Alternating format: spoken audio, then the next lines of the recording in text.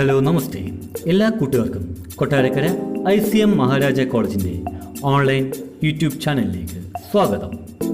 നമ്മൾ ഇന്നിവിടെ പഠിക്കാൻ പോകുന്നത് ഫിനാൻഷ്യൽ മാനേജ്മെൻറ്റിലെ ക്യാപിറ്റൽ ബഡ്ജറ്റിംഗ് എന്ന ടോപ്പിക്കുമായി ബന്ധപ്പെട്ട കാര്യങ്ങളാണ്.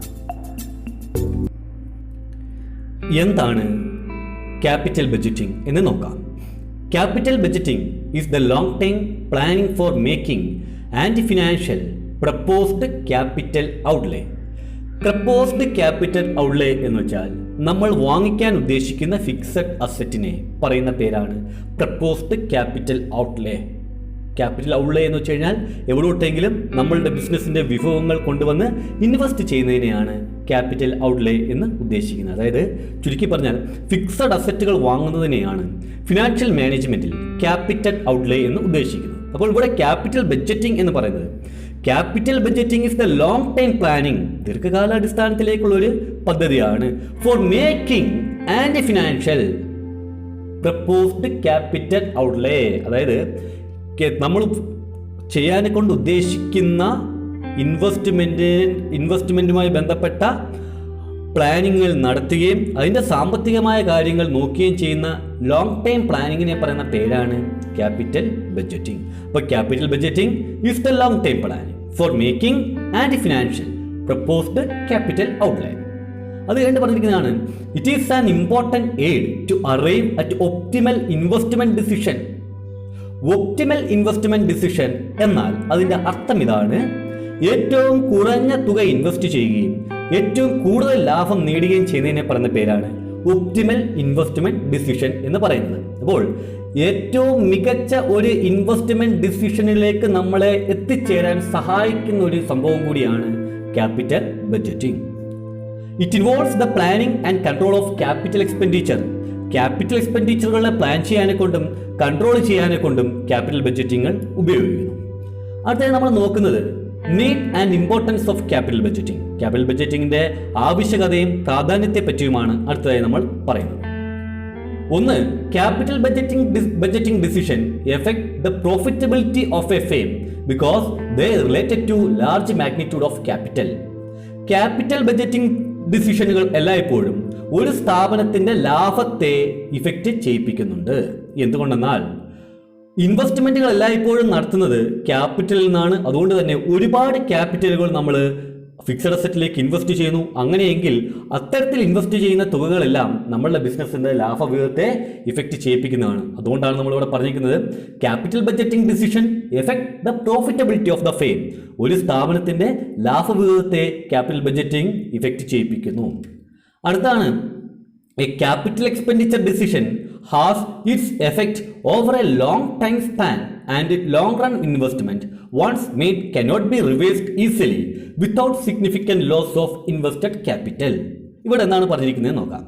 A capital expenditure decision has its effect over a long time span. അതായത് ക്യാപിറ്റൽ എക്സ്പെൻഡിച്ചർ ഡിസിഷൻ എന്ന് പറയുന്നതിന്റെ ഇഫക്റ്റ് ദീർഘകാലാടിസ്ഥാനത്തിലുള്ളതാണ്. അതായത് നമ്മളിപ്പോൾ ഒരു വീട് വെക്കുകയാണെങ്കിൽ അത് എന്നത്തേക്കും വേണ്ടിയാണ്. അതിനൂട്ട് തന്നെയാണ് ഇവിടെ ക്യാപിറ്റൽ എക്സ്പെൻഡിച്ചർ ഡിസിഷൻസ് എന്ന് പറയുന്നത് ദീർഘകാലാടിസ്ഥാനത്തിലേക്കുള്ളതാണ്. അതാണ് over a long time span എന്ന് പറയുന്നത് ദീർഘകാലാടിസ്ഥാനത്തിലുള്ളതാണ്. And long run investment once made cannot be reversed easily without significant loss of invested capital. അതായത് ഇത്തരത്തിൽ നമ്മൾ ലോങ് റണ്ണിലേക്ക് ഇൻവെസ്റ്റ് ചെയ്യുകയാണെങ്കിൽ അത് പിന്നീട് പെട്ടെന്ന് നമുക്ക് റിവേഴ്സ് ചെയ്യാൻ പറ്റത്തില്ല. അതായത് പിന്നീട് അത് വേണ്ട എന്ന് പറയാനെ കൊണ്ട് പറ്റത്തില്ല. ഓക്കെ, അതിന് പറ്റണമെങ്കിൽ എന്തായിരിക്കണം, നമ്മൾ ഇൻവെസ്റ്റ് ചെയ്തിരിക്കുന്ന ക്യാപിറ്റൽ കംപ്ലീറ്റ് പോകാതെ നമുക്ക് എന്ത് ചെയ്യാൻ പറ്റത്തില്ല, ഇത് വേണ്ട, ഈ പദ്ധതി വേണ്ട എന്ന് പറയാനെ കൊണ്ട് പറ്റത്തില്ല. അപ്പം ഇവിടെ പറഞ്ഞിരിക്കുന്ന രണ്ടാമത്തെ പോയിന്റിൽ ഇത്രയും കാര്യങ്ങളാണ് പറഞ്ഞിരിക്കുന്നത്. ക്യാപിറ്റൽ എക്സ്പെൻഡിച്ചർ ഡിസിഷൻ ദീർഘകാലാടിസ്ഥാനത്തിലേക്കുള്ളതാണ്. അതേപോലെ തന്നെ ഒരിക്കൽ ഈ ലോങ് റണ്ണിലേക്ക് ഇൻവെസ്റ്റ് ചെയ്യുകയാണെങ്കിൽ പിന്നീട് അത് റിവേഴ്സ് ചെയ്യാൻ പറ്റുകയില്ല. അങ്ങനെ പറ്റണമെങ്കിൽ നമ്മളുടെ ക്യാപിറ്റൽ കംപ്ലീറ്റ് ആയിട്ട് വെളിയിൽ പോയിരിക്കണം, നഷ്ടപ്പെട്ട് പോയിരിക്കണം. അടുത്താണ് investment decision Bourdon the base on which profit will be earned and measured. Therefore, proper mix of capital investment is necessary to ensure adequate rate of return on investment. ഇവിടെ എന്താണ് പറഞ്ഞിരിക്കുന്നത് നോക്കാം. Investment decision Bourdon the base on which the profit will be earned and measured. അതായത് നമ്മളൊരു investment decision എടുക്കണമെങ്കിൽ ആ ഇൻവെസ്റ്റ്മെന്റിൽ നിന്നും എത്രത്തോളം ലാഭം കിട്ടുമെന്നുള്ള കാര്യം അളന്നുകൊണ്ടാണ്, അല്ലെങ്കിൽ ആ ലാഭം കിട്ടുമെന്നുള്ള കാര്യം അടിസ്ഥാനപ്പെടുത്തിയാണ് നമ്മൾ എന്ത് ചെയ്യുന്നത്, ഇൻവെസ്റ്റ് ചെയ്യുന്നത്. കാരണം നമുക്ക് ലാഭമില്ലാത്ത ഒരു ബിസിനസ്സിലേക്ക് നമ്മളൊരു കാരണവശാലും എന്ത് ചെയ്യത്തില്ല, ഇൻവെസ്റ്റ് ചെയ്യത്തില്ല. Therefore, അതുകൊണ്ട് തന്നെ proper mix of capital investment is necessary to ensure adequate rate of return on investment. അതുകൊണ്ട് തന്നെ നമ്മൾ ഉദ്ദേശിക്കുന്ന ഒരു റേറ്റ് ഓഫ് റിട്ടേൺ കിട്ടുന്നതിന് വേണ്ടി ഏറ്റവും പ്രോപ്പർ മിക്സ് ഓഫ് ക്യാപിറ്റലിന്റെ ഏറ്റവും മികച്ച കോമ്പിനേഷനുകളായിരിക്കണം നമ്മൾ എന്ത് ചെയ്യുന്നത്, ഇൻവെസ്റ്റ് ചെയ്യുന്നത്. മിക്സ് ഓഫ് ക്യാപിറ്റൽ എന്ന് വെച്ച് കഴിഞ്ഞാൽ ഡെപ്റ്റ് ഫണ്ടിന്റെയും ഇക്വിറ്റി ഫണ്ട്, ഡെപ്റ്റ് ഫണ്ട് എന്ന് വെച്ചാൽ കടമെടുത്തേക്കുന്ന തുകയുടെയും, ഇക്വിറ്റി ഫണ്ട് എന്ന് വെച്ചാൽ ഓൺഡ് ഫണ്ടിന്റെയും, സ്വന്തമായിട്ടുള്ള തുകയുടെയും കൂടെ ഏറ്റവും പ്രോപ്പർ ആയിട്ടുള്ള കോമ്പിനേഷൻ ആയിരിക്കണം നമ്മൾ കൺസിഡർ ചെയ്യേണ്ടുന്നത്. അപ്പം ഇവിടെ പറഞ്ഞിരിക്കുന്ന കാര്യം ഇതാണ്, നമ്മളെ ഇൻവെസ്റ്റ്മെന്റ് ഡിസിഷനുകൾ എല്ലായ്പ്പോഴും നമ്മൾ എത്രത്തോളം ലാഭം നേടും എന്നുള്ളതിനെ അടിസ്ഥാനപ്പെടുത്തിയാണ്. അതുകൊണ്ട് തന്നെ നമുക്ക് മാന്യമായിട്ടുള്ളൊരു റിട്ടേൺ കിട്ടുന്നതിന് വേണ്ടി ക്യാപിറ്റലിൻ്റെ ഏറ്റവും പ്രോപ്പറായിട്ടുള്ള കോമ്പിനേഷൻ ആയിരിക്കണം ഇൻവെസ്റ്റ് ചെയ്യേണ്ടുന്നത്. അടുത്ത, the investment decision taken today not only effect the present profit but also future growth and profitability of the business. അതായത് ഇപ്പോൾ നടത്തിയിരിക്കുന്ന ഒരു ഇൻവെസ്റ്റ്മെന്റ് ഇപ്പോൾ ഉള്ള ലാഭത്തെ മാത്രമല്ല എഫക്റ്റ് ചെയ്യുന്നത്, അതേപോലെ തന്നെ ഭാവിയിലുള്ള ബിസിനസ്സിന്റെ വളർച്ചയും ഭാവിയിലുള്ള ബിസിനസ്സിന്റെ ലാഭത്തെയും അത് ഇഫക്റ്റ് ചെയ്യിപ്പിക്കുന്നുണ്ട്. അതാണ് proper capital budgeting helps timely acquisition of asset and improvement in quality of asset purchased. അതായത് ഏറ്റവും പ്രോപ്പറായിട്ട് നമ്മൾ ക്യാപിറ്റൽ ബഡ്ജറ്റിംഗ് നടത്തുകയാണെങ്കിൽ കൃത്യമായ സമയത്ത് കൃത്യമായ ക്വാളിറ്റിയിലുള്ള അസറ്റുകൾ നമുക്ക് പർച്ചേസ് ചെയ്യാനെ കൊണ്ട് പറ്റും. Proper capital budgeting helps timely acquisition of asset, അതായത് കൃത്യമായ സമയത്ത് അസറ്റുകൾ വാങ്ങിക്കാനെ കൊണ്ട് സഹായിക്കും. And improvement in quality of asset purchased, അതേപോലെ തന്നെ നമ്മൾ വാങ്ങിച്ചേക്കുന്ന അസറ്റുകളുടെ ക്വാളിറ്റി ഇംപ്രൂവ് ചെയ്യിക്കാനെ കൊണ്ടും പറ്റും. എങ്ങനെയാണെങ്കിലാണ് ഏറ്റവും പ്രോപ്പറായിട്ടുള്ള ക്യാപിറ്റൽ ബഡ്ജറ്റിംഗ് ആണ് എങ്കിൽ. അടുത്താണ്, capital budgeting helps to avoid risk and uncertainty involve in investment decision. നിക്ഷേപ തീരുമാനത്തിനകത്തുണ്ടായേക്കുന്ന റിസ്കുകളും അൺസർട്ടനിറ്റികളും ഇല്ലാതെയാക്കുന്നതിന് ക്യാപിറ്റൽ ബഡ്ജറ്റിംഗ് സഹായിക്കും. അടുത്ത, limitation of capital budgeting. Capital ബഡ്ജറ്റിംഗിന്റെ ലിമിറ്റേഷനുകളെ പറ്റിയാണ് അടുത്തതായി നമ്മൾ പഠിക്കാൻ പോകുന്നത്. ഒന്ന്, the technique of capital budgeting required estimation of future cash inflow and outflow. The future is always uncertain and the data collected for future may not be exact, so that result based upon wrong data may not be correct. ഇവിടെ പറഞ്ഞിരിക്കുന്നതാണ്, capital ബഡ്ജറ്റിങ്ങിന് ഭാവിയിൽ എത്രത്തോളം കാശ് വരും, ഭാവിയിൽ എത്രത്തോളം കാശ് പോകും എന്നുള്ള ഒരു എസ്റ്റിമേഷനെ അടിസ്ഥാനപ്പെടുത്തിയാണ് ക്യാപിറ്റൽ ബഡ്ജറ്റിംഗ് നമ്മൾ നടത്തുന്നത്. ഫ്യൂച്ചറിൽ എത്ര രൂപ കാശ് വരും, എത്ര രൂപ കാശ് പോകും എന്നുള്ളതിനെ ആശ്രയിച്ചിട്ടുള്ള ഡേറ്റകൾ എല്ലായ്പ്പോഴും കൃത്യമാകണമെന്നില്ല. The future is always uncertain. Future എന്താണ്, എപ്പോഴും കൃത്യമാകണമെന്നില്ല, നമ്മൾ ഉദ്ദേശിക്കുന്നതിന് കൂട്ടാകണമെന്നില്ല. And the data is collected for the future may not be exact. അതുകൊണ്ട് തന്നെ ഫ്യൂച്ചറിലേക്കുള്ള ഡേറ്റകൾ കളക്ട് ചെയ്യുന്നത് എക്സാക്ട് ആകണമെന്ന് ഒരു നിർബന്ധവുമില്ല. So that the result based upon the wrong data may not be corrected. അതുകൊണ്ട് തന്നെ തെറ്റായ ഒരു ഇൻഫർമേഷൻ്റെ പുറത്ത് നമ്മൾ എടുക്കുന്ന തീരുമാനങ്ങൾ ഒരു കാരണവശാലും കറക്റ്റ് ആകണമെന്നില്ല. അപ്പോൾ ഇവിടെ പറഞ്ഞിരിക്കുന്ന ഇത്രയും കാര്യമേ ഉള്ളൂ. ക്യാപിറ്റൽ ബഡ്ജറ്റിങ്ങിനകത്ത് കാശ് വരികയും കാശ് പോവുകയും ചെയ്യുന്നത് ഒരു എസ്റ്റിമേഷനാണ്. ഫ്യൂച്ചർ അൺസർട്ടൻ ആയതുകൊണ്ട് തന്നെ നമ്മൾ ഇത്തരത്തിൽ കളക്ട് ചെയ്തിരിക്കുന്ന ഡേറ്റ കൃത്യമാകണമെന്നില്ല. അതുകൊണ്ട് ഈ കൃത്യമല്ലാത്ത ഡേറ്റയെ ആശ്രയിച്ചിട്ട് നമ്മൾ ഏതെങ്കിലും തരത്തിലുള്ള എസ്റ്റിമേഷൻ എടുക്കുകയാണെങ്കിൽ അത് കൃത്യമാകാനെ കൊണ്ട് സാധ്യത ഇല്ല. അടുത്തതാണ്, there are certain factors like morale of employees, goodwill of the firm, political setup, etc., which cannot be correctly quantified, but these other ways substantially influence the capital decision. അതായത് മറ്റ് ചില ഘടകങ്ങളുണ്ട്. എംപ്ലോയീസിൻ്റെ ധാർമ്മികത, സ്ഥാപനത്തിൻ്റെ സെൽപ്പേര്, പൊളിറ്റിക്കൽ സെറ്റപ്പ് തുടങ്ങിയ സംഭവങ്ങളൊക്കെ. അതൊന്നും നമുക്ക് കൃത്യമായി ക്വാണ്ടിഫൈ ചെയ്യാൻ പറ്റില്ല, അതായത് കൃത്യമായി നമുക്ക് അളക്കാൻ പറ്റത്തില്ല. ബട്ട് അവയ്ക്കെല്ലാം നമ്മളുടെ ക്യാപിറ്റൽ ഡിസിഷൻസിനകത്ത് വളരെ വലിയ പ്രാധാന്യം അർഹിക്കുന്നതാണ്. അത് കഴിഞ്ഞിട്ട് അടുത്തതാണ് emergencies is the another limitation in the evaluation of capital investment decision. അതായത് ക്യാപിറ്റൽ ഇൻവെസ്റ്റ്മെന്റ് ഡിസിഷൻസിനകത്ത് മറ്റൊരു പ്രധാനപ്പെട്ട ഫാക്ട് എന്താണെന്ന് വെച്ചാൽ എമർജൻസീസ് ആണ്. കാരണം വളരെ എമർജൻസി ആയിട്ടുള്ള സാഹചര്യങ്ങളിലാണ് എങ്കിൽ നമ്മൾ ഒരു കാരണവശാലും കാശ് നോക്കുകയില്ല. അവിടെ ക്യാപിറ്റൽ ബഡ്ജറ്റിംഗ് ടെക്നിക്കുകളെ പറ്റി ഒന്നും നമ്മൾ നോക്കുകയില്ല. കാര്യം നടക്കുക എന്നുള്ളത് മാത്രമാണ് അവിടെ നമ്മൾ ആത്യന്തികമായി ലക്ഷ്യമിടുന്നത്. അടുത്തതാണ് uncertainty and risk are the biggest limitation of the capital techniques of capital budgeting. Limitation of the techniques of capital budgeting. അതായത് നമ്മൾ നേരത്തെ പറഞ്ഞിരുന്നു ഇൻഫ്ലോ ഔട്ട്ഫ്ലോ ഓഫ് ക്യാഷ് ഫ്യൂച്ചറിലെയാണ് നമ്മൾ ഡിറ്റർമിൻ ചെയ്യുന്നത്. ഫ്യൂച്ചറിൽ ഇൻഫ്ലോ ആൻഡ് ഔട്ട്ഫ്ലോ ഓഫ് ക്യാഷിനെയാണ് നമ്മൾ ഡിറ്റർമിൻ ചെയ്യുന്നത് capital budgeting ടെക്നിക്കിനകത്ത്. ഫ്യൂച്ചറായിട്ടുള്ള കാര്യങ്ങൾ അൺസർട്ടൻ ആണ്. അതുകൊണ്ട് തന്നെ അവിടുന്ന് കിട്ടുന്ന ഡേറ്റകൾ നമുക്ക് കൃത്യമാകണമെന്ന് പറയാൻ പറ്റുകയില്ല. അതേ അവസ്ഥ തന്നെയാണ് ഇവിടെ. Uncertainty and the risk are the biggest limitation of the techniques of capital budgeting. Capital ബഡ്ജറ്റിങ്ങിനകത്ത് ഏറ്റവും വലിയ ലിമിറ്റേഷൻ എന്ന് വെച്ച് കഴിഞ്ഞാൽ അൺസർട്ടനിറ്റിയും റിസ്ക്കുമാണ്. അടുത്തത് all the techniques of capital budgeting presume that various investment proposals under considering are mutually exclusive, which may not practically be true in some particular circumstances. അതായത് capital ബഡ്ജറ്റിങ്ങിനകത്ത് assume ചെയ്തിരിക്കുന്ന ഇതാണ്, നമ്മൾ പലതരത്തിലുള്ള ഇൻവെസ്റ്റ്മെൻറ്റുകളുണ്ട്. ആ ഇൻവെസ്റ്റ്മെൻറ്റുകളെല്ലാം പരസ്പരം യാതൊരു ബന്ധവുമില്ലാത്തതാണ്, എക്സ്ക്ലൂസീവാണ്. പക്ഷേ പലപ്പോഴും അങ്ങനെയല്ല. ഒരു ബിസിനസ് സ്ഥാപനത്തിലുള്ള ഇൻവെസ്റ്റ്മെൻറ്റുകൾ മിക്കപ്പോഴും പരസ്പരം ഇൻക്ലൂസീവാണ്, പരസ്പരം അങ്ങോട്ടും ഇങ്ങോട്ടും ബന്ധപ്പെട്ട് കിടക്കുന്നതാണ്. അതും ഇതിനകത്തൊരു പോരായ്മയാണ്. ഞാൻ ഒന്നും കൂടെ പറയാം. മൂന്നാമത് നമ്മൾ പഠിച്ചിരിക്കുന്ന ആ പോയിന്റ് ഇതാണ്, ക്യാപിറ്റൽ ഇൻവെസ്റ്റ്മെൻറ്റിനകത്ത് നമ്മൾ വാങ്ങിക്കുന്ന അസറ്റുകൾ തമ്മിൽ പരസ്പരം യാതൊരു വിധത്തിലുള്ള ബന്ധവും ഇല്ല. ഒന്നിന് പകരമായി ഉപയോഗിക്കുന്നതാണ് മറ്റൊന്ന് എന്നുള്ളൊരൊറ്റ കൺസെപ്റ്റിലായിരിക്കും നമ്മൾ എന്ത് ചെയ്യുക, ക്യാപിറ്റൽ ബഡ്ജറ്റിങ്ങൾ ചെയ്യുക. അതുകൊണ്ടാണ് they are considering mutually exclusive എന്ന് പറയുന്നത്. പരസ്പരം യാതൊരു വിധത്തിലുള്ള ബന്ധവുമില്ല, ഒന്നിന് പകരം ഉപയോഗിക്കുന്ന മറ്റൊന്ന് എന്ന് തന്നെയായിരിക്കും വിശേഷിക്കപ്പെടുക. എന്നാൽ പ്രാക്ടിക്കലി അങ്ങനെ ആകാൻ സാധിക്കണമെന്നില്ല.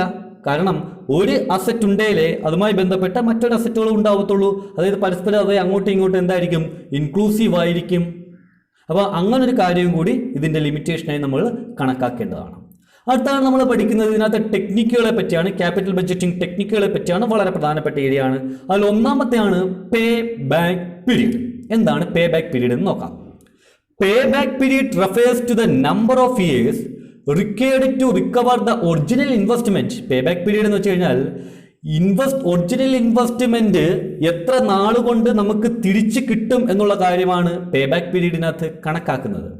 Under this method the various projects are ranked on the basis of the length of pay back period. അതായത് ഇവിടെയുള്ള പ്രോജക്റ്റുകൾ അല്ലെങ്കിൽ പ്രപ്പോസലുകളൊക്കെ എത്ര നാളുകൊണ്ട് നമുക്ക് ഇൻവെസ്റ്റ് ചെയ്തിരിക്കുന്ന തുക തിരിച്ചു കിട്ടും എന്നുള്ളതിനെ ആശ്രയിച്ചിട്ടാണ് റാങ്ക് ചെയ്യുന്നത്. And that project which repay the initial investment in the shortest period is selected. അതായത് ഇവിടെ നമ്മൾ ഇൻവെസ്റ്റ് ചെയ്തേക്കുന്ന തുക ഏറ്റവും കുറഞ്ഞ കാലം കൊണ്ട് എവിടെ നിന്നാണോ കിട്ടുന്നത് ആ പീരീഡ് ആയിരിക്കും, അല്ലെങ്കിൽ ആ മെത്തേഡ് ആയിരിക്കും നമ്മൾ എന്ത് ചെയ്യുക, അഡോപ്റ്റ് ചെയ്യുക. അപ്പോൾ ഇവിടെ പേ ബാക്ക് പീരീഡ് എന്ന് വെച്ച് കഴിഞ്ഞാൽ ഇത്രേ ഉള്ളൂ. നമ്മൾ 1 ലക്ഷം രൂപ ഇൻവെസ്റ്റ് ചെയ്തു, അത് എത്ര നാൾ കൊണ്ട് തിരിച്ചു കിട്ടും എന്നുള്ള കാര്യമാണ് പേ ബാക്ക് പീരീഡിനകത്ത് കണക്കാക്കുന്നത്. ഇവിടെ എത്ര നാളുകൊണ്ട് തിരിച്ചു കിട്ടും, length of the pay back period, എത്ര നാളുകൊണ്ട് തിരിച്ചു കിട്ടും എന്നുള്ളതിനെ ആശ്രയിച്ചിട്ടാണ് ഓരോ പ്രോജക്റ്റുകൾക്കും നമ്മൾ റാങ്ക് ചെയ്യുന്നത്. അതുകൊണ്ട് തന്നെ നമ്മൾ ഇട്ടേക്കുന്ന തുക ഏറ്റവും വേഗത്തിൽ കിട്ടുന്നത് ഏതിലാണോ, ഏത് പ്രോജക്റ്റിൽ നിന്നാണോ അതായിരിക്കും നമ്മൾ സെലക്ട് ചെയ്യുക. അതായത് 1 ലക്ഷം രൂപ ഒരു പ്രോജക്റ്റിൽ നിന്ന് 4 കൊല്ലം കൊണ്ടും കിട്ടും, 1 ലക്ഷം രൂപ ഒരു പ്രോജക്റ്റിൽ നിന്ന് 3 കൊല്ലം കൊണ്ടും കിട്ടുകയാണെങ്കിൽ നമ്മൾ സ്വാഭാവികമായും ആ 3 കൊല്ലം കൊണ്ട് കിട്ടുന്ന പ്രോജക്റ്റ് ആയിരിക്കും നമ്മൾ ചൂസ് ചെയ്യുക. ഇവിടെ പേ ബാക്ക് പീരീഡിൻ്റെ ഇക്വേഷൻ ഇതാണ്, ഒറിജിനൽ കോസ്റ്റ് ഓഫ് ദ പ്രോജക്റ്റിൻ്റെ ഇൻവെസ്റ്റ്മെന്റ് തുക divide by annual cash inflow. Okay, pay back period കണ്ടുപിടിക്കുന്ന ഇക്വേഷൻ ഇതാണ്, original cost of the project divide by annual cash inflow. അടുത്തായി നമ്മൾ നോക്കുന്നത് under payback period method the various projects are ranked on the basis of the length of payback period and the project which repays the initial investment in the shortest period is selected. That's already we have to discussed.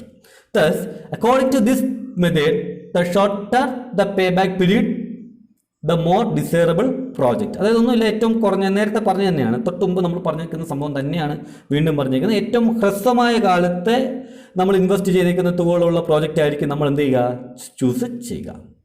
അതാണ് advantage of pay back period. Pay back പീരീഡിന്റെ advantage, pay back period മെത്തേഡിന്റെ advantage. നമ്മളിപ്പോൾ pay back period മെത്തേഡിനെ പറ്റി പറഞ്ഞിരിക്കുന്നത് ഇങ്ങനെയാണ്: invest ചെയ്തേക്കുന്ന തുക എത്ര നാൾ കൊണ്ട് തിരിച്ചു കിട്ടും എന്നുള്ളതാണ് പേ ബാക്ക് പീരീഡ് മെത്തേഡിനകത്ത് നോക്കുന്നത്.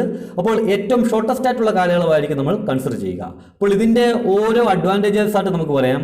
It is extremely simple and easy to calculate. ഇത് വളരെ സിമ്പിളാണ്, കമ്പ്യൂട്ട് ചെയ്യുന്നതിനെ കൊണ്ട് വളരെ എളുപ്പമാണ്. 2, it reduce the chance to loss through obsolescence. അതായത് കാലപ്പഴക്കം കൊണ്ട് ഉണ്ടാകുന്ന നഷ്ടങ്ങളെ ഇല്ലായ്മ ചെയ്യും. കാരണം വളരെ വേഗത്തിൽ തന്നെ നമ്മൾ ഇൻവെസ്റ്റ് ചെയ്യുന്ന തുക നമുക്ക് തിരിച്ചു കിട്ടും. അതുകൊണ്ട് തന്നെ അവിടെ കാലപ്പഴക്കം കൊണ്ടുണ്ടാകുന്ന നഷ്ടങ്ങൾ ഉണ്ടാവുകയില്ല. 3, it saves the cost because it require only very little effort of its computation. ഇത് വളരെ ചിലവ് കുറഞ്ഞാണ്, കാരണം ഇതിന്റെ കമ്പ്യൂട്ടേഷന് ഒരുപാട് തുകകളൊന്നും ചിലവാകുകയില്ല. അടുത്തത്, it emphasise the quick cash return flow. So it is suitable to the firms which experience shortage of funds. അതായത് വളരെ വേഗത്തിൽ ക്യാഷ് കിട്ടുന്നതിനെയാണ് ഇവിടെ കൺസിഡർ ചെയ്യുന്നത്. വളരെ വേഗത്തിൽ ക്യാഷ് കിട്ടുന്ന പ്രോജക്റ്റാണ് ഇവിടെ നമ്മൾ കൺസിഡർ ചെയ്യുന്നത്. അതുകൊണ്ട് തന്നെ ഏത് ഫേമിനാണോ ഫണ്ടിൽ ഷോർട്ടേജുകൾ ഉണ്ടാവുന്നത് അവർക്ക് ഈ മെത്തേഡായിരിക്കും, ഈ പേ ബാക്ക് പീരീഡ് ആയിരിക്കും ഏറ്റവും ഉപകാരപ്രദമാവുന്നത്. അടുത്തത്, it emphasise earlier cash flow, so it enhance the liquidity position of the firm. വീണ്ടും ഇത് തന്നെയാണ് പറയുന്നത്. അതായത് it enhance the earlier cash inflow, വളരെ വേഗത്തിൽ ക്യാഷ് കിട്ടുന്നതിനായിരിക്കും ഇത് പ്രാധാന്യം നൽകുക. So it enhance the liquidity position of the firm. അതുകൊണ്ട് തന്നെ ഒരു ഫേമിന്റെ ലിക്വിഡിറ്റി പൊസിഷന് ഇത് വളരെ വലുതായിട്ട് പ്രാതിനിധ്യം നൽകുന്നു. So these are the advantages of pay back period method. Pay back period മെത്തേഡിന്റെ അഡ്വാൻറ്റേജസ് ഇത്രയുമാണ്.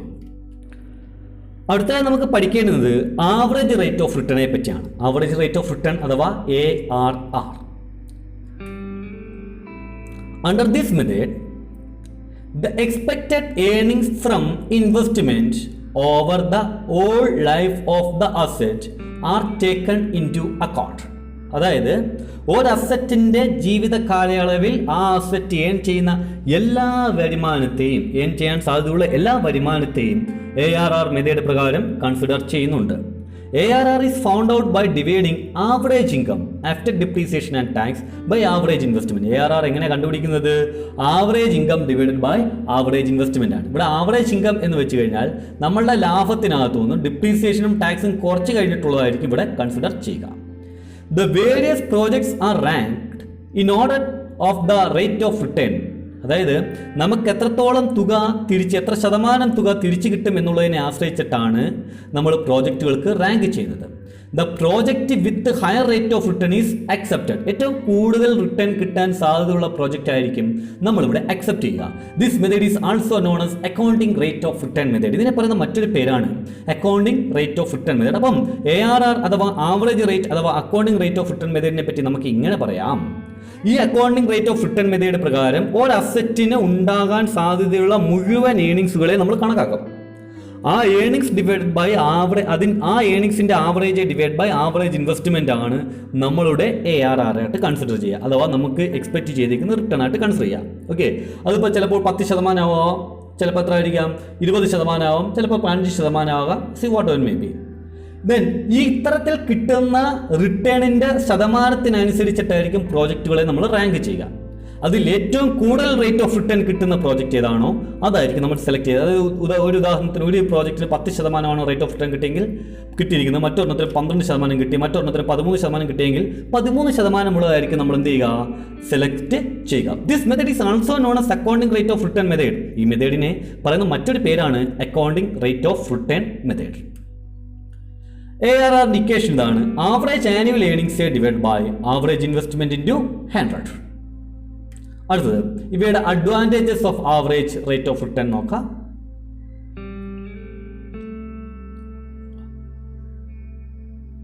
ഒന്ന്, it is easy to calculate and simple to understand. Calculate ചെയ്യാൻ വളരെ എളുപ്പമാണ്, മനസ്സിലാക്കാനും വളരെ എളുപ്പമാണ്. ശ്രദ്ധിച്ചിരുന്നാൽ മാത്രം മതി. It consider the earnings over the life span of the project. ഒരു അസറ്റിന്റെ ജീവിത കാലയളവിൽ, ലൈഫ് സ്പാൻ എന്ന് വെച്ചാൽ ജീവിത കാലയളവിൽ ഉണ്ടായിരിക്കുന്ന മുഴുവൻ വരുമാനങ്ങളെയും ഇവിടെ കൺസിഡർ ചെയ്യും. It is based on the accounting concept of profit. That is profit after depreciation and tax. അതായത് അക്കൗണ്ടൻസിക്കകത്ത് നമുക്ക് കിട്ടിയിരിക്കുന്ന പ്രോഫിറ്റിനെ ആയിരിക്കും ഇവിടെ കൺസിഡർ ചെയ്തത്. പ്രോഫിറ്റ് ആൻഡ് ലോസ് അക്കൗണ്ടിൽ നമുക്ക് കിട്ടുന്ന നെറ്റ് പ്രോഫിറ്റ് ഇല്ല, പ്രോഫിറ്റ് ആയിരിക്കും ഇവിടെ എടുക്കുക. It emphasise on the profitability and not on liquidity. അതായത് ഇവിടെ പ്രാധാന്യം നൽകുന്നത് ലാഭത്തിനാണ്, അല്ലാതെ ലിക്വിഡിറ്റിക്കല്ല. ലിക്വിഡിറ്റി എന്ന് വെച്ചാൽ കാശ് കൈ ഇരിക്കുന്നതിനല്ല ഇവിടെ പ്രാധാന്യം നൽകുന്നത്, പകരം ലാഭമുണ്ടോ ഇല്ലയോ എന്നുള്ള കാര്യമാണ് ARRനകത്ത് കൺസിഡർ ചെയ്യുക. അടുത്ത ഇവയുടെ ഡിസഡ്വാൻറ്റേജസ് നോക്കാം. ഒന്ന്, it does not consider the time value of money. പണത്തിന്റെ സമയബന്ധിതമായ മൂല്യങ്ങൾ ARRനകത്ത് കൺസിഡർ ചെയ്യുന്നതേ ഇല്ല. അടുത്തത്, it does not differentiate between the size of the investment required for the investment proposal. Investment proposal may have the same ARR but may require different average investment. In such a situation this method is no use. അതായത് it does not differentiate between the size of the investment required for the investment proposal. അതായത് size of the investment required എന്ന് വെച്ച് കഴിഞ്ഞാൽ എത്രത്തോളം രൂപ നമ്മൾ invest ചെയ്യണം എന്നുള്ളതിനെ പറ്റി ഇതിനകത്ത് കൺസിഡർ ചെയ്യുന്നില്ല. ഒരു ഉദാഹരണം ശ്രദ്ധിക്കുക. ഒരു പ്രോജക്റ്റിനകത്ത് 5 ലക്ഷം രൂപ ഇൻവെസ്റ്റ് ചെയ്തിട്ട് നമുക്ക് 10% റിട്ടേൺ കിട്ടുന്നു. മറ്റൊരു പ്രോജക്റ്റിൽ 3 ലക്ഷം രൂപ ഇൻവെസ്റ്റ് ചെയ്തിട്ട് 9% റിട്ടേൺ ആയിരിക്കും കിട്ടുക. അപ്പോൾ ARR പ്രകാരം നമ്മൾ ഏറ്റവും കൂടുതൽ റിട്ടേൺ ഉള്ള സംഭവം, അതായത് 10% ലാഭം കിട്ടുന്നതായിരിക്കും ചൂസ് ചെയ്യുക. പക്ഷേ അവിടെ എത്ര രൂപ നമ്മൾ ഇൻവെസ്റ്റ് ചെയ്തിട്ടുണ്ട്? 5 ലക്ഷം രൂപ ഇൻവെസ്റ്റ് ചെയ്തിട്ടുണ്ട്. അങ്ങനെയാണെങ്കിൽ സിമ്പിൾ ഒന്ന് ആലോചിച്ച് നോക്കുക, അത് നഷ്ടക്കച്ചവടമല്ലേ? കാരണം 5 ലക്ഷം രൂപ ഇൻവെസ്റ്റ് ചെയ്യുമ്പോൾ നമുക്ക് 10%, ഏകദേശം 50,000 രൂപയെ കിട്ടത്തുള്ളൂ. 3 ലക്ഷം രൂപ ഇൻവെസ്റ്റ് ചെയ്യുമ്പോൾ ഏകദേശം 9%, ആ ഇൻവെസ്റ്റ്മെന്റിന്റെ 9% നമുക്ക് എന്ത് ചെയ്യുന്നു കിട്ടുന്നുണ്ട്. അപ്പോൾ ഇൻവെസ്റ്റ് ചെയ്യുന്നതിൽ ഒരു 2 ലക്ഷം രൂപയുടെ വ്യത്യാസം വരുന്നുണ്ട്. ആ ഒരു വ്യത്യാസത്തെ ഇവിടെ എന്ത് ചെയ്യുന്നില്ല, കൺസിഡർ ചെയ്യുന്നില്ല. അടുത്തത്, it use accounting approach in place of cash flow approach. Cash flow അപ്രോച്ചിന് പകരം ഇവിടെ ലാഭം നെറ്റ് പ്രോഫിറ്റിനെ മാത്രമാണ് കൺസിഡർ ചെയ്യുന്നത്. It does not truly reflect the proper timing of the benefit. അതുകൊണ്ട് തന്നെ കൃത്യമായി നമുക്ക് എപ്പോഴൊക്കെയാണ് ബെനിഫിറ്റുകൾ കിട്ടുക എന്നുള്ളതിനെ പറ്റി യാതൊരു വിധത്തിലുള്ള ഐഡിയയും ഇതിനകത്തൊന്നും ഉണ്ടാവുകയില്ല. Thus it ignores the reinvestment potential of the project. അതുകൊണ്ട് തന്നെ ഈ ഇൻവെസ്റ്റ്മെന്റ് നടത്തുകയാണെങ്കിൽ നമുക്ക് എത്രത്തോളം രൂപ തിരിച്ച് ഇൻവെസ്റ്റ് ചെയ്യാൻ പറ്റും, റീഇൻവെസ്റ്റ് ചെയ്യാൻ പറ്റും എന്നുള്ളതിനെ പറ്റി ഇതിനകത്ത് കൺസിഡർ ചെയ്യുന്നില്ല. അതായത് സിമ്പിളാണ്, ഇതിനകത്ത് പ്രോഫിറ്റ് ആണ് കൺസിഡർ ചെയ്യുന്നത്, അല്ലാതെ ക്യാഷിനെ അല്ല. അതുകൊണ്ട് തന്നെ ഈ ഇൻവെസ്റ്റ് ചെയ്തേക്കുന്ന തുക എപ്പോൾ റീഇൻവെസ്റ്റ് ചെയ്യാൻ പറ്റും, അതായത് ലോൺ തിരിച്ചടയ്ക്കാൻ പറ്റും എന്നുള്ളതിനെ പറ്റി ഇതിനകത്ത് കൺസിഡർ ചെയ്യുന്നതേ ഇല്ല. അടുത്തതാണ് NPV മെത്തേഡ് അഥവാ നെറ്റ് പ്രസന്റ് വാല്യൂ മെത്തേഡ്. നോക്കാം. Net present value method is one of the discounted cash flow technique that taken into consideration the time value of money. അതായത് ടൈം വാല്യൂ ഓഫ് മണിയെ consider ചെയ്യുന്ന, ക്യാഷിന്റെ time value of മണിയെ consider ചെയ്യുന്ന ഒരു മെത്തേഡാണ് net present value method. Okay, അതായത് discounted cash flow technique എന്ന് വെച്ച് കഴിഞ്ഞാൽ ടൈം വാല്യൂവിനെ കൺസിഡർ ചെയ്യുന്ന ടെക്നിക്കിനെയാണ് ഡിസ്കൗണ്ടഡ് ക്യാഷ് ഫ്ലോ ടെക്നിക് എന്ന് പറയുന്നത്. അടുത്തത്, it recognise that cash flow schemes at different time period differ in the value and can be compared only when they are expressed in term of common denominator. അതായത് ഇതിനകത്ത് പറഞ്ഞിരിക്കുന്നതാണ്, ഓരോ സമയത്തും പണത്തിന്റെ മൂല്യങ്ങൾ ഓരോന്നായിരിക്കും. ഇവയൊക്കെ കമ്പയർ ചെയ്യണമെങ്കിൽ അതിനെല്ലാം എന്തിലേക്ക് മാറ്റിയിരിക്കണം? ഒരു കോമൺ ഡിനോമിനേറ്ററിലേക്ക് മാറ്റണം, ദാറ്റ് ഈസ് പ്രസന്റ് വാല്യൂയിലേക്ക് മാറ്റിയിരിക്കണം. ഇനി എന്താണ് നെറ്റ് പ്രസന്റ് വാല്യൂ മെത്തേഡ് എന്ന് നോക്കാം. Net present value method is the process of calculating the present value of cash inflow and outflow of an investment proposal using opportunity cost of capital as the appropriate discounting rate and finding out the net present value by subtracting out the present value of cash outflow from the present value of cash inflow. വളരെ വൃത്തിയായിട്ടൊന്ന് ശ്രദ്ധിക്കുക. Net present value method is the process of calculating the present value of cash flow, അത് ഇൻഫ്ലോയും ഔട്ട്ഫ്ലോയും of an investment proposal. അപ്പോൾ ഒരു investment പ്രപ്പോസലിന്റെ present value of cash ഇൻഫ്ലോയും പ്രസന്റ് വാല്യൂ ഓഫ് ക്യാഷ് ഔട്ട്ഫ്ലോയും നമ്മൾ കണക്കാക്കുന്നു. എങ്ങനെയാണ്? Using opportunity cost of capital as the appropriate discounting rate. എന്താണ് ഡിസ്കൗണ്ടിങ് റേറ്റ്? ഡിസ്കൗണ്ടിങ് റേറ്റ് എന്ന് വെച്ചാൽ പലിശ നിരക്കായിട്ട് ഇവിടെ എന്തിനെയായിരിക്കും കൺസിഡർ ചെയ്യുക? ഓപ്പർച്യൂണിറ്റി കോസ്റ്റിനെ കൺസിഡർ ചെയ്തുകൊണ്ട് നമ്മൾ പ്രസന്റ് വാല്യൂ ഓഫ് ഇൻഫ്ലോയും പ്രസന്റ് വാല്യൂ ഓഫ് ഔട്ട്ഫ്ലോയും കണ്ടുപിടിക്കുന്നു. ആൻഡ് അത് കഴിഞ്ഞിട്ട് find out the net present value. പിന്നീട് നമ്മൾ എന്ത് കണ്ടുപിടിക്കുന്നു? നെറ്റ് പ്രസന്റ് വാല്യൂ കണ്ടുപിടിക്കുന്നത് എങ്ങനെയാണ്? By subtracting out the present value of cash outflow from the present value of cash flow, അല്ല present value of cash inflow. അതായത് എന്നിട്ട് ആ present value of cash inflowയിൽ നിന്നും present value of cash outflow കുറച്ച് കഴിയുമ്പോൾ നമ്മൾക്ക് കിട്ടും നെറ്റ് പ്രസന്റ് വാല്യൂ. ഓക്കെ, അങ്ങനെ വരുമ്പോൾ അതിൽ ഏറ്റവും കൂടുതൽ ലാഭമുള്ളതായിരിക്കും നമ്മൾ കൺസിഡർ ചെയ്യുക. അടുത്തായി നമ്മൾ നോക്കാൻ പോകുന്നത് advantages of net present value മെത്തേഡാണ്. അത് പ്രധാനമായും ഒന്ന്, it take in to account the time value of money. Time value of money ഇത് കൺസിഡർ ചെയ്യുന്നുണ്ട്. It consider the cash flow during the entire life of the project. ആ പ്രോജക്റ്റിന്റെ മൊത്ത കാലയളവിലുള്ള ക്യാഷ് ഫ്ലോയെ കൺസിഡർ ചെയ്യുന്നുണ്ട്. മൂന്ന്, it is helpful in comparing two project require some amount of cash outflow. അതായത് ഒരേപോലെ ക്യാഷ് ഔട്ട്ഫ്ലോ ഉണ്ടാകുന്ന പ്രോജക്റ്റുകൾക്ക് റാങ്ക് ചെയ്യാനെ കൊണ്ട് ഇതാണ് ഏറ്റവും ഉചിതം. It helps in matching cost of capital with expected rate on investment. അതായത് എക്സ്പെക്ട് റേറ്റ് ഓഫ് ഇൻവെസ്റ്റ്മെന്റും cost of ക്യാപിറ്റലും മാച്ച് ചെയ്യാനെ കൊണ്ട് ഇത് സഹായിക്കുന്നു. It is based on the profitability rather than liquidity. ലിക്വിഡിറ്റിയേക്കാൾ ഉപരി ഇവിടെ പ്രോഫിറ്റബിലിറ്റിക്കാണ് പ്രാധാന്യം നൽകുക. അടുത്തായി നമ്മൾ നോക്കുന്നത് ഡിസഡ്വാൻറ്റേജസ് ആണ്.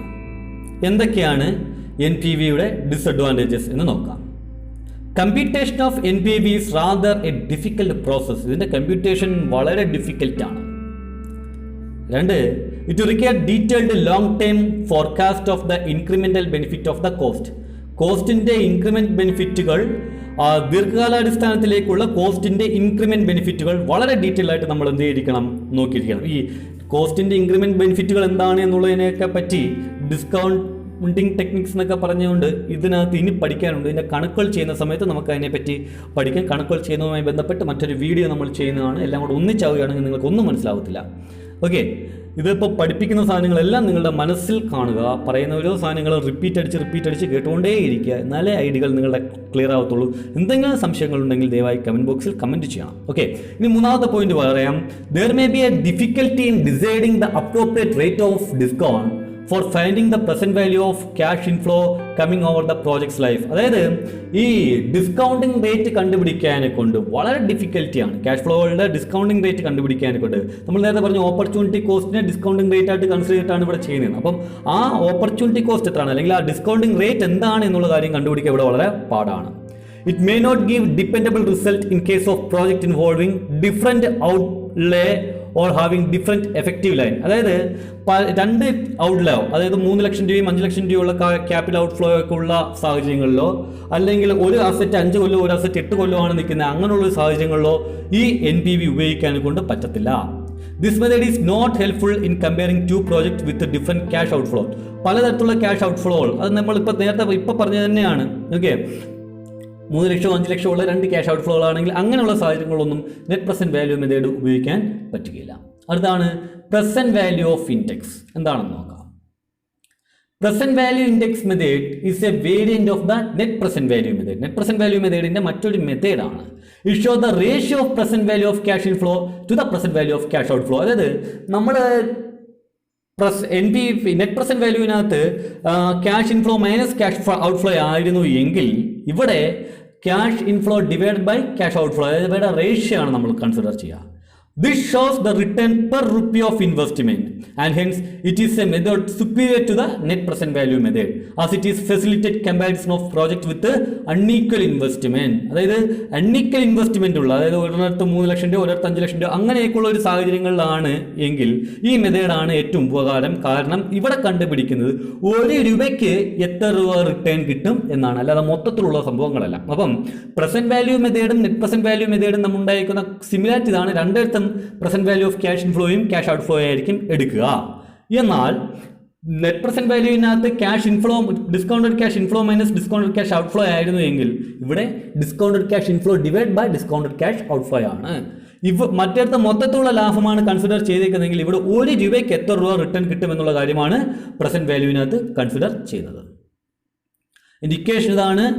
Present value index is equal to present value of cash inflow divide by present value of cash outflow ആണ്. ഇതിനകത്ത് ഇൻഫ്ലോ എന്ന് അറിയാതെ വന്നതാണ്. Present value of cash inflow divide by present value of cash outflow. ഇവയുടെ advantages നോക്കാം. As this is a variant of the net present value method, it possesses all the advantages of net present value method. അതായത് net present value മെത്തേഡിന്റെ മറ്റൊരു രൂപം ആയതുകൊണ്ട് തന്നെ net present value മെത്തേഡിന്റെ എല്ലാ തരത്തിലുള്ള ഗുണങ്ങളും ഇതിനകത്തുണ്ടാവും. However, since present value index is expressed as a proportion to the initial investment, it facilitates comparison of the project with unequal investment. അതായത് അൺഈക്വൽ ഇൻവെസ്റ്റ്മെന്റ് 3 ലക്ഷം 5 ലക്ഷം ഉള്ള രണ്ട് പ്രപ്പോസലൊക്കെ നമുക്ക് റീവാല്യൂ ചെയ്യണമെങ്കിൽ പ്രോഫിറ്റബിലിറ്റി ഇൻഡെക്സ് അഥവാ present value index ആയിരിക്കും ഏറ്റവും better ആയിട്ടുള്ളത്. This method express the close relationship between cost and benefit. കോസ്റ്റും ബെനിഫിറ്റും തമ്മിലുള്ള വളരെ അടുത്ത ബന്ധമാണ് ഇതിനകത്ത് എക്സ്പ്രസ് ചെയ്യുന്നത്. If there are different project they are ranked on this method. അതായത് പലതരത്തിലുള്ള പ്രോജക്റ്റ് ഉണ്ടെങ്കിൽ പോലും നമുക്ക് ഈ മെത്തേഡ് പ്രകാരം റാങ്ക് ചെയ്യാനെ കൊണ്ട് പറ്റുന്നതാണ്. അടുത്തത് ചെറിയ ചില ടെക്നിക്കൽ ടേംസുകളാണ്. അതിൽ ഒന്നാമത്തെയാണ് എക്സ്പ്ലെയിൻ ക്യാപിറ്റൽ റേഷനിങ്. എന്താണ് capital rationing? Capital rationing is the process of selecting profitable project from among the various alternative and distributing available resource among them. നോക്കാം, ഏറ്റവും പ്രോഫിറ്റബിൾ ആയിട്ടുള്ള പ്രോജക്റ്റുകൾ സെലക്ട് ചെയ്തിട്ട് എവിടെ നിന്നാണ് ഒരുപാട് ആൾട്ടർനേറ്റീവ്സ് ഉണ്ടാവും, അതിനകത്തുനിന്ന് ഏറ്റവും പ്രോഫിറ്റബിൾ ആയിട്ടുള്ള പ്രോജക്റ്റ് നമ്മൾ സെലക്ട് ചെയ്തിട്ട് നമ്മളുടെ കൈവശം ഉണ്ടായിരിക്കുന്ന റിസോഴ്സുകൾ അവർക്ക് വിധിച്ച് നൽകുന്നതിനെ പറഞ്ഞ പേരാണ് capital rationing. Capital rationing situation arises when a firm operates with a fixed budget. അതായത് ഫിക്സഡ് ആയിട്ടുള്ള ബഡ്ജറ്റ്, അതായത് അവർക്ക് ഒരുപാട് കൂടുതലും ഇല്ല കുറവുമില്ല, അവർക്ക് നിശ്ചിത തുകയുണ്ട് അവർക്ക് ചിലവാക്കാൻ കൊണ്ട്. സപ്പോസ് 100 കോടി രൂപയാണ് ഇരിക്കട്ടെ. അപ്പോൾ അങ്ങനെയൊക്കെ ഉള്ള ഒരു സാഹചര്യത്തിലാണ് ക്യാപിറ്റൽ റേഷനിങ് നമ്മൾ കൺസിഡർ ചെയ്യുക. When availability of capital is limited, then the firm has to select only a few profitable projects. അതായത് നമ്മളുടെ കൈവശം ഉണ്ടായിരിക്കുന്ന ക്യാപിറ്റൽ കുറവാണെങ്കിൽ നമ്മൾ ഇങ്ങനെ ചൂസ് ചെയ്തിട്ടായിരിക്കും. അതിന് സിമ്പിളായിട്ടുള്ള കാര്യമുണ്ട്. നമ്മുടെ വീട്ടിൽ അമ്മമാർ സാധനങ്ങൾ വാങ്ങിക്കുന്നത് ഇങ്ങനെയാണ്. നമ്മുടെ വീട്ടിലേക്ക് അച്ഛൻ്റെ ഒരു 2000 രൂപ കൊണ്ടു തന്നു. അങ്ങനെയാണെങ്കിൽ വീട്ടിൽ അമ്മമാർ എന്ത് ചെയ്യും? ആ 2000 രൂപയ്ക്കകത്ത് നിന്നുകൊണ്ട് ഏറ്റവും ബെറ്റർ ആയിട്ടുള്ള രീതിയിൽ സാധനങ്ങളൊക്കെ വാങ്ങിച്ച് കൈതരും. ഈ കലാപരിപാടി പറയുന്ന പേരാണ് എന്താ മക്കളെ? Capital rationing. അടുത്തതാണ് internal rate of return. This service known as IRR. Okay, ഇത് മറ്റൊരു മെത്തേഡാണ്. IRR is defined as a discount rate which equals the average present value of net cash inflow with the aggregate present value of cash outflow of the project. അതായത് cash ഇൻഫ്ലോയും cash ഔട്ട്ഫ്ലോയും തുല്യമാകുന്ന ആ പോയിന്റിനെ പറയുന്ന പേരാണ് IRR. It is the rate which gives the project NPV 0. ഇവിടെ net present value എന്തായിരിക്കും? 0 ആയിരിക്കും. അതായത് ഡിസ്കൗണ്ടഡ് ക്യാഷ് ഇൻഫ്ലോയും ഡിസ്കൗണ്ടഡ് ക്യാഷ് ഔട്ട്ഫ്ലോയും തുല്യമാകുമ്പോൾ കിട്ടുന്ന ഡിസ്കൗണ്ട് റേറ്റിനെ പറയുന്ന പേരാണ് IRR അഥവാ ഇന്റേണൽ റേറ്റ് ഓഫ് റിട്ടേൺ. ഇവിടെ നെറ്റ് പ്രസന്റ് വാല്യൂ എന്തായിരിക്കും? 0 ആയിരിക്കും. ഇനി what is hurdle rate or cut off rate? So this is service known as discount rate. നോക്കാം, under ARR return method, if there is only one project is hand, the acceptance or rejection decision is taken on the basis of the minimum rate specified by the management. This rate is known as cut-off rate or hurdle rate. അതായത് ഒരു project accept ചെയ്യുന്നതിന് വേണ്ടി ഒരു management decide ചെയ്യുന്ന ഏറ്റവും minimum rate of return പറയുന്ന പേരാണ് ഹഡിൽ rate. അതിന് താഴെ പോകുകയാണെങ്കിൽ നമ്മൾ ഒരു കാരണവശാലും നമ്മൾ എന്ത് ചെയ്യത്തില്ല, അക്സെപ്റ്റ് ചെയ്തിട്ട്. കാരണം നിങ്ങൾ പരീക്ഷയ്ക്ക് പഠിച്ച് പാസ്സാകുമ്പോൾ ദർ ഈസ് ഹഡിൽ റേറ്റ്, അതായത് 35 മാർക്ക് താഴെ പോകുകയാണെങ്കിൽ നിങ്ങൾ എന്ത് ചെയ്യും? തോറ്റു. ആ ഒരു റേറ്റിനെ പറയുന്ന പേരാണ് എന്താ? ഹഡിൽ റേറ്റ്. അപ്പോൾ ഈ ക്ലാസ്സുകൾ നിങ്ങൾക്ക് ഒരു പരിധിവരെ മനസ്സിലായി എന്ന് ഞാൻ വിശ്വസിക്കുന്നു. നിങ്ങൾക്ക് ഈ ക്ലാസ്സുകൾ ഇഷ്ടമായിട്ടുണ്ടെങ്കിൽ ലൈക്ക് ചെയ്യുക, മറ്റു കൂട്ടുകാരിലേക്ക് ഷെയർ ചെയ്യുക. നിങ്ങളുടെ വിലയേറിയ അഭിപ്രായങ്ങളും നിർദ്ദേശങ്ങളും തെറ്റുകുറ്റങ്ങളും ദയവായി കമൻറ്റ് ബോക്സിൽ കമൻറ്റ് ചെയ്യുക. നിങ്ങൾ ഇതുവരെ ഈ ചാനൽ സബ്സ്ക്രൈബ് ചെയ്തിട്ടില്ലെങ്കിൽ സബ്സ്ക്രൈബ് ചെയ്യുക. ക്ലാസ്സുകൾ തുടർച്ചയായി ലഭിക്കുന്നതിന് വേണ്ടി നോട്ടിഫിക്കേഷൻ ബട്ടൺ എനേബിൾ ചെയ്യുക. അപ്പോൾ ഈ ക്ലാസ്സുകൾ കേട്ടിരുന്ന എല്ലാ കൂട്ടുകാർക്കും കൊട്ടാരക്കര ICM മഹാരാജ കോളേജിൻ്റെ എല്ലാവിധത്തിലുള്ള വിജയാശംസകളും. Thank you.